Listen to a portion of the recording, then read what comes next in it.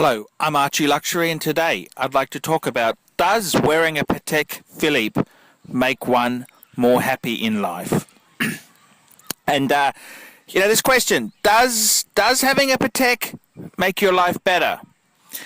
And it's something which it's all horses for courses. And I mean, if you're not a Patek Philippe person, it's really not going to do much for you. But if you get enjoyment from having a beautifully made wristwatch, it's a fantastic thing to have on your wrist. And it's an unusual feeling in many ways. It's a very unusual feeling because a lot of satisfaction, people get a lot of satisfaction from other people's interpretation of that item. And with a Patek Philippe, it's so discreet and nondescript. It's almost invisible. And it's like buying a Rolls Royce, but it's dressed as a Chevrolet. And this is what a Patek is, because it's not like a solid gold Rolex with diamonds, which is like an S-Class Mercedes-Benz that just screams wealth. It's a very, very discreet thing. It's something that only aficionados know what the hell it is. And especially if you've chosen a white metal, like platinum or white gold, it's extremely stealth.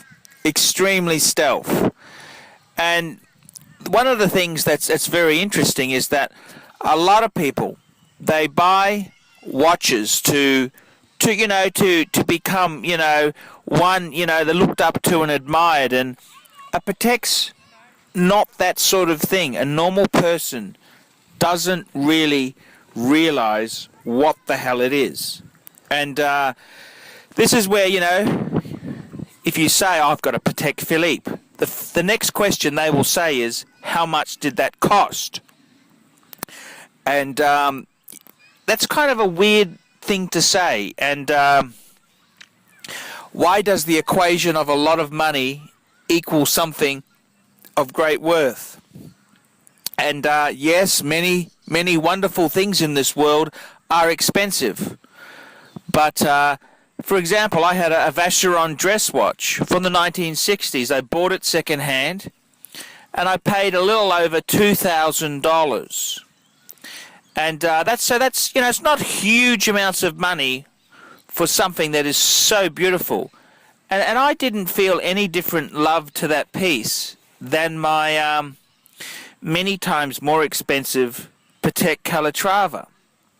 And it's an interesting thing. People always, when they don't know much about something, they will always say, how much did it cost? And it's like the spending of big sums of money justifies the price and has some real meaning in it. And I think this is a really wrong approach to take there. And with my own collections, I haven't necessarily loved things solely because they cost huge amounts of money. I've loved them for the engineering, the design excellence, and the detail in these pieces. And it's a fascinating thing. A Patek, particularly in the white metals, is a very discreet type of piece. And even the yellow gold metals, yellow gold on a leather strap, really looks no different to any gold-plated Longines on a leather strap. And this is the whole thing. This world we live in with gold plating, and it's a very, very unassuming. Things have become very unassuming. And I've got to say myself there, with the choice of white metal being white gold, with the opaque dial, it's an incredibly discreet piece. It really doesn't scream anything to people who aren't in the know. And this is the thing. This is a piece which is the same price as a day date with diamonds, Actually, it's probably a bit more. And it's a very, very stealth type of piece. And it's something, it's a lot like there's an English car company called Bristol. It's like having a Bristol. It's all tailor-made, all bespoke, but it doesn't really look like it's a car that's the same price as a Bentley. And this is the thing. When you buy a Patek itself, you're not really buying it to impress other people. You're buying it for yourself. It's for the beauty. You've got to understand what it is.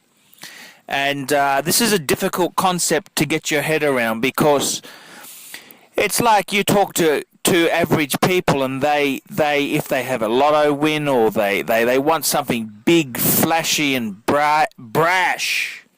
But a Patek is not really about that.